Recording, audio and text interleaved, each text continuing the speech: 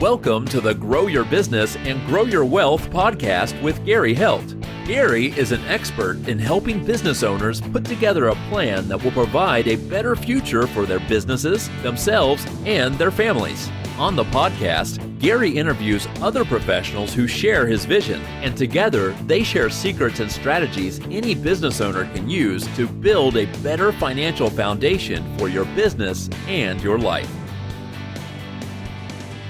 Welcome back to the podcast. Today, our guest is Ron Schwarz with RAS Financial Services. How you doing today, Ron? Doing well, thanks, Gary. Thanks for joining us. What you were a math professor before, and now you're a financial advisor. What made you decide to pursue a career in financial advising? Came late in life. I was a math kid growing up. Kind of analytic, little head trip. So I went through schooling. My undergraduate work is theoretical mathematics. My master's graduate level work is applied mathematics, a field popular at the time called operations research, which is applied math to solve business problems. My first job was teaching mathematics in the university in DC, coming out of grad school. Following that, I went into a long career in database design, where I was designing large information systems for the federal government, working for a nonprofit tech firm.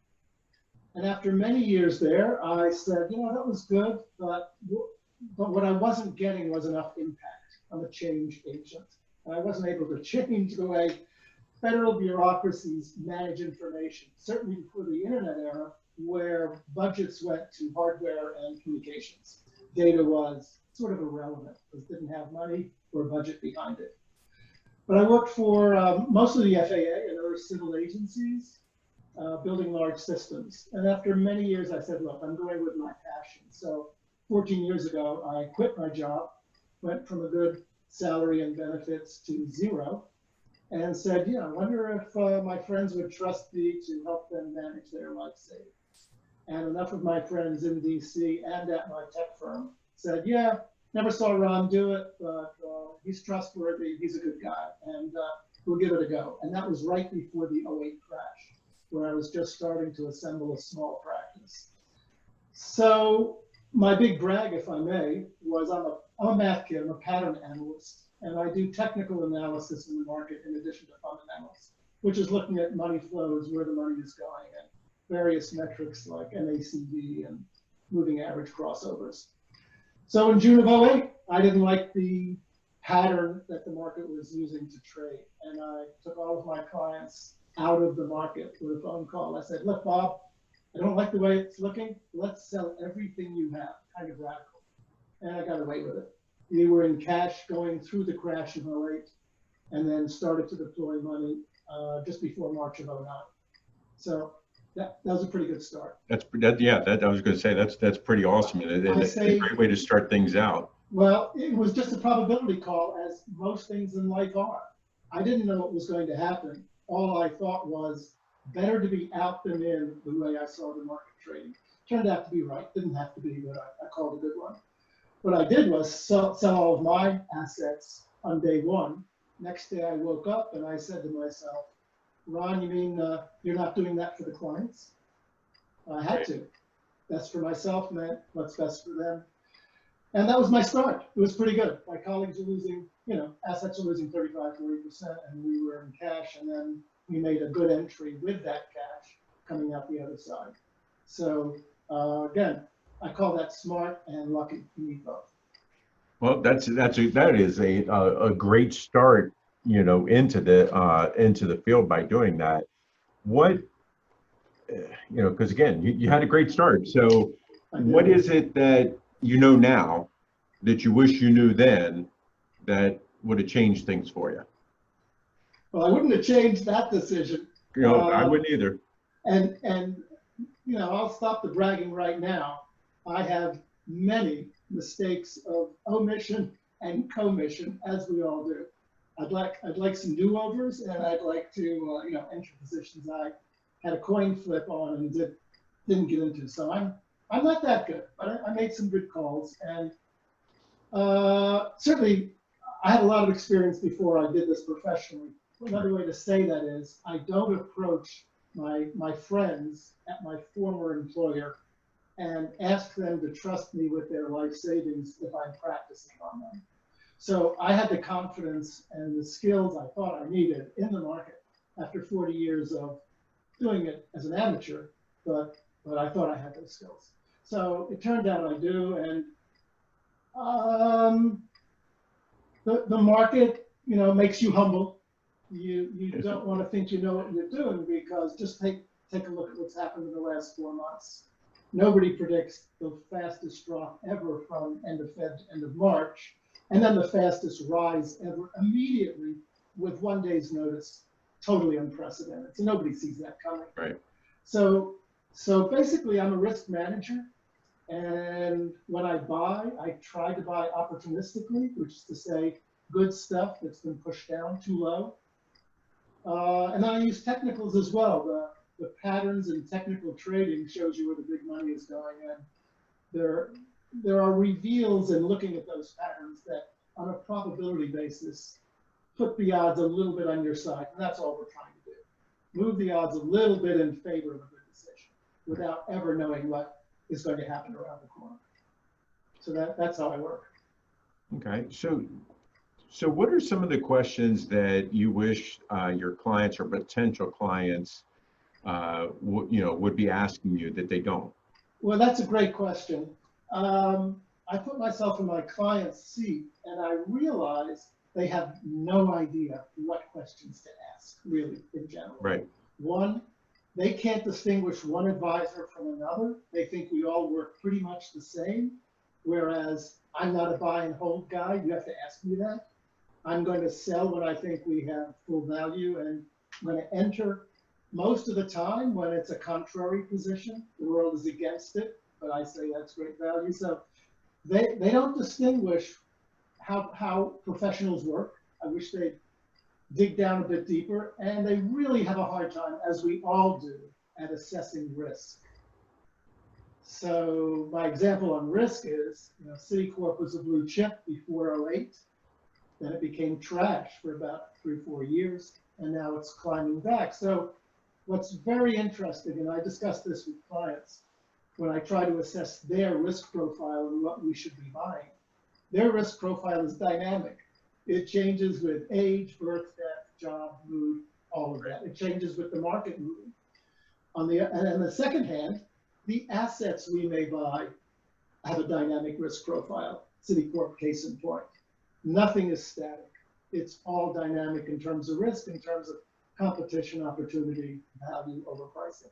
So I find the game pretty interesting to match those two, what the client should be owning and what the market's offering. Right. So what are some of the fears that your clients have had, and how have you helped them alleviate some of those fears or deal with them a little bit better? Yeah, everybody's worried about the market doing something terrible to them. I have to say, this is a personal view of mine. I cannot operate unless I have the full trust of my client, which is to say, they have to believe I'm absolutely working in their best interest. I may not make all the right decisions, and I don't, but actually that trust, and I tell them, don't you worry, let me worry about your stuff. That trust lets them, I think, relax and know that I'm doing the best I can for them. And that's coupled with the fact that they also assume, I think rightly, that I can do it better than they can, because that's all I do. I'm trained to do it, they're not. So with that, their main worry is an exogenous, unpredictable, flighty market, which goes any which way, totally out of control, as in 2000 to 2002, as in 2008, 2009. That's the main concern. Right.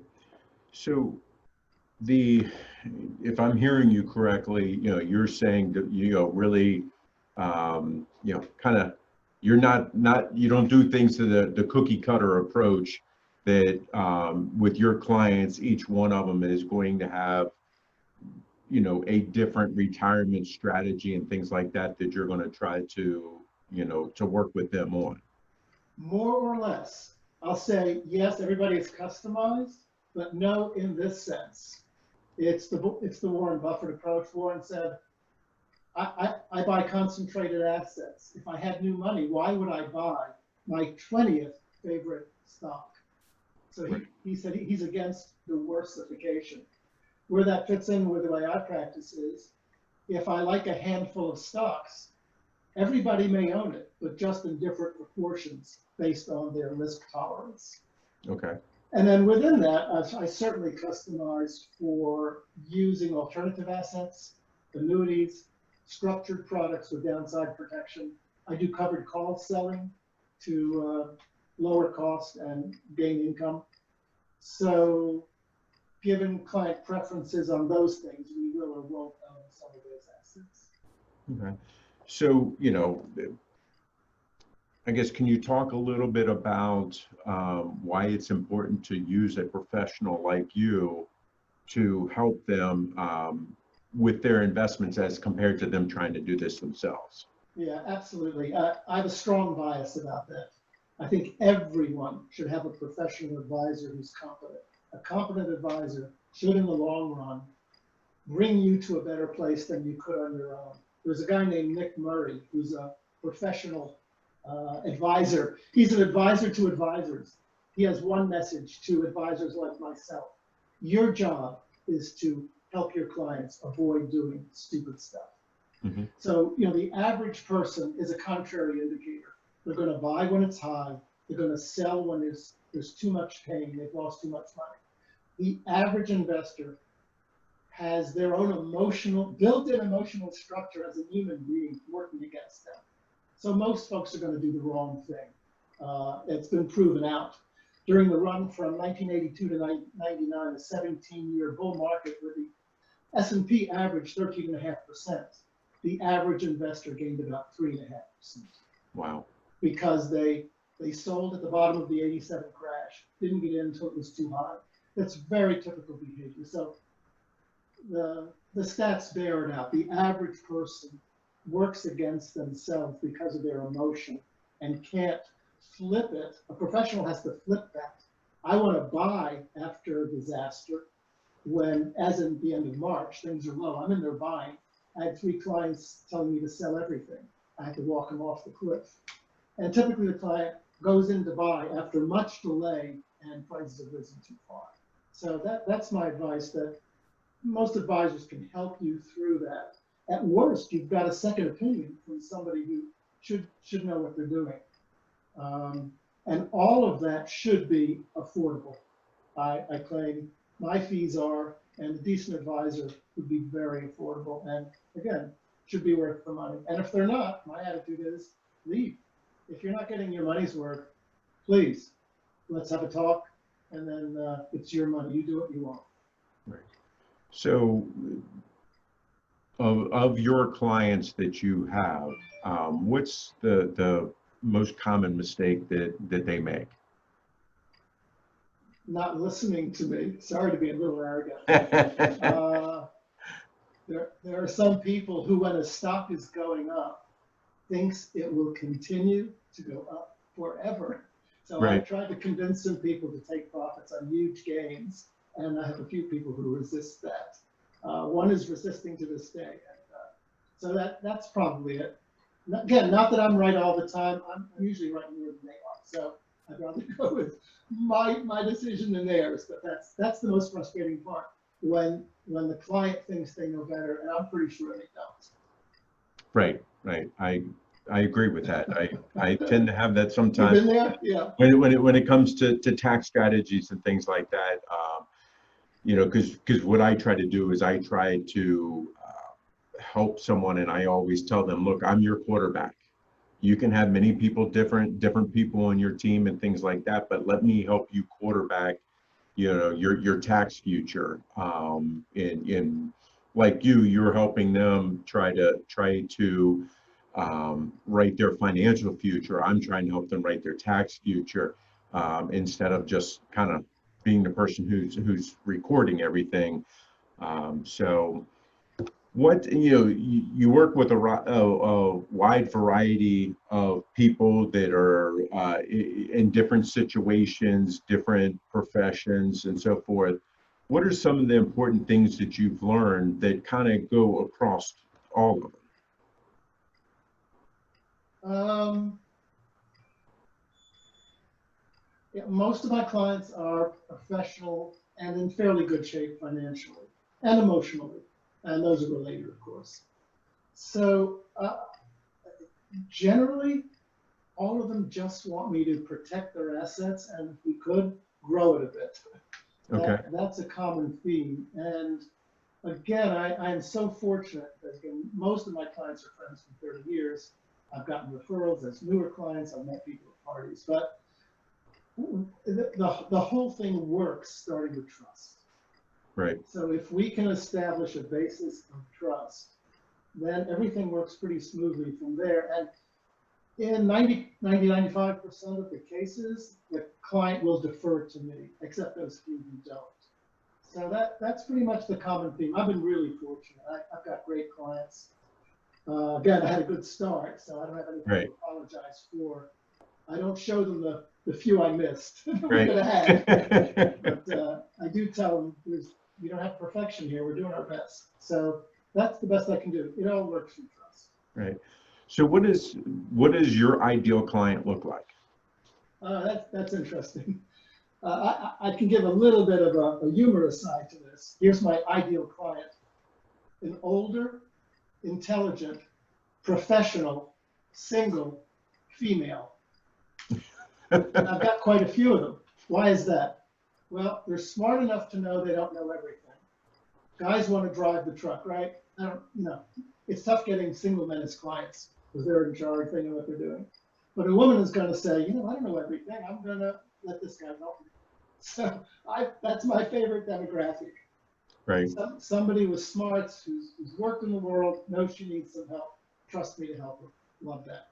But of course, there are other people there too. I have couples and I have single men as clients as well. So of these ideal clients, what tends to be their pain points? Yeah, it varies in terms of the typical question, which is, how much can you afford to lose if the market really hurts us? So the pain points are the point at which their assets drop enough that they're worried. And that varies by person, of course, and that's dynamic as well. That number changes. So my job really as a risk manager is really to try to avoid always taking a huge hit in any one place or at any one time in the market. And for that, we own assets that are hedged against loss. One of them is the VIX, which is unusual if you haven't heard of that. It's a volatility index. It goes opposite the market. And more than, it goes opposite in the other direction more than the first direction. So if the S&P is up 1%, the volatility index could drop 2.5%, 3%, and vice versa. On a bad down day, this thing rockets high. And we have some of that as a hedge. So I try to buy some of that when I think the market's at a near peak and maybe is poised for a drop. So we're going to cover our paper losses with gains in this hedged asset. So what are some of the big challenges that you're facing right now?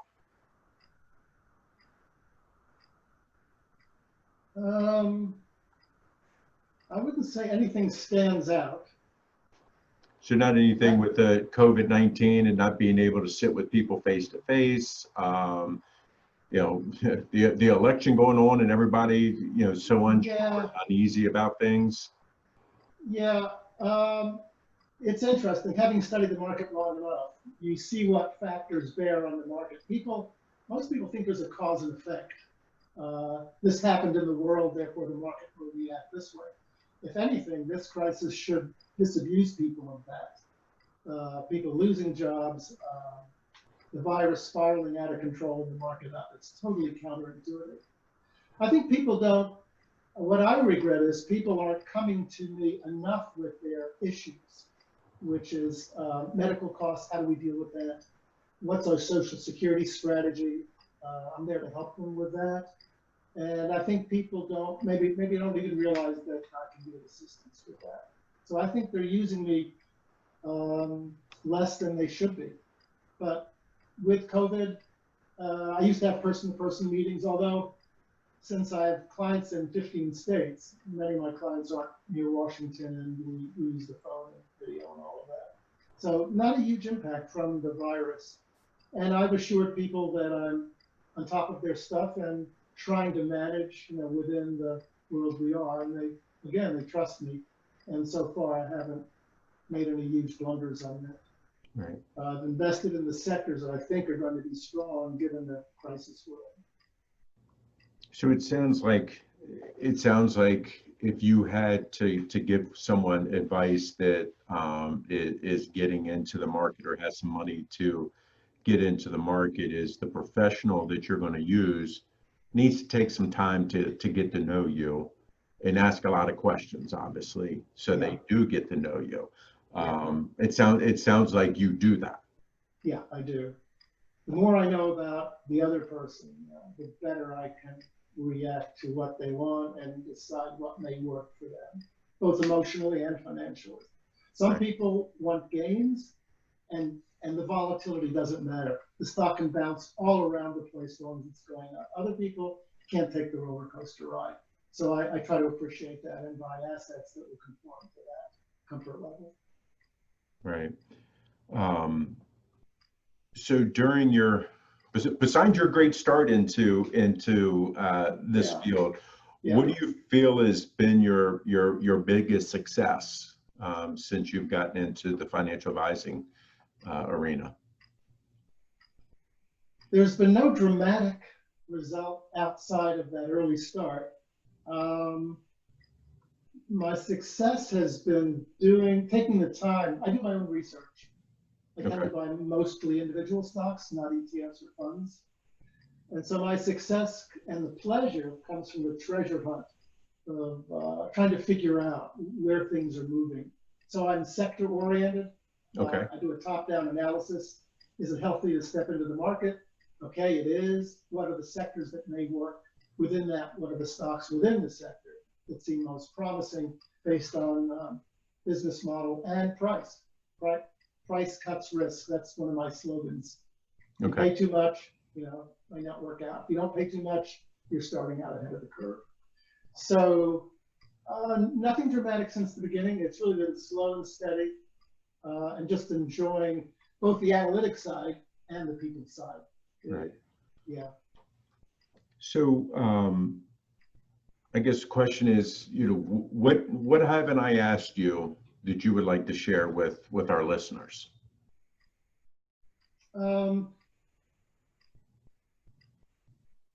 If you're doing it yourself, start early, do the work. You can do the same research I'm doing. You can get smart about how the business world works, how the outside world affects the markets, whether that's interest rate moves, oil prices, US-China politics. Everybody can do it themselves. The only trouble is most people are too busy to really do it themselves. When I used to be at my tech job, I'd spend 2 hours a day at work. I'll tell my former employer, studying the market. Then I went home and did the work I might not have gotten done during the day. I was a good worker, okay? I did my work. But now I have all day to research what I want to do. And so you can do it as a young person, just get started. I happen to be biased for individual stocks instead of the indices. Of course, the indices have outperformed active management in the last few years. But I think if you're willing to take some single stock risk, as it's called, and build a portfolio of 10 to 12 stocks, I believe you're spreading the risk enough as if you owned a mutual fund. You can look at it statistically. 10 to 12 stocks gives you a lot of dispersion. So do it yourself if you can. If you can't, find some help. I think you'll be better off in every case. Great advice. What would be the first steps you would want a client to take if they wanted to reach out to you to talk to you? I'm in the position of not having to take clients if I don't want to. So The first quote meeting would be a phone conversation, typically, probably following some email traffic.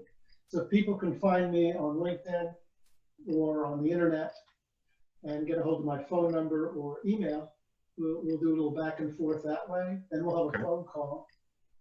And there has to be, like any intimate relationship, there has to be chemistry. So if I feel that I can't have a good relationship with the person, or perhaps the person is too shy to ask the hard questions, such like, Ron, what were you thinking when you did that? All right. I expect clients to speak up and speak their mind, and then we can have an honest conversation. So I take clients who I think I can deal with on an emotional, chemical level. And otherwise I choose not to. And of course they have a choice not to use me. So if we have personal chemistry and there's trust, it's all good. That's great. Yeah. It really is. So today on our podcast, we've had Ron Schwarz with RAS Financial Services. Ron, I'd really like to thank you for your time and your insight. Gary, it's been a pleasure. Thank you. Okay. This show has been produced by Market Domination, LLC.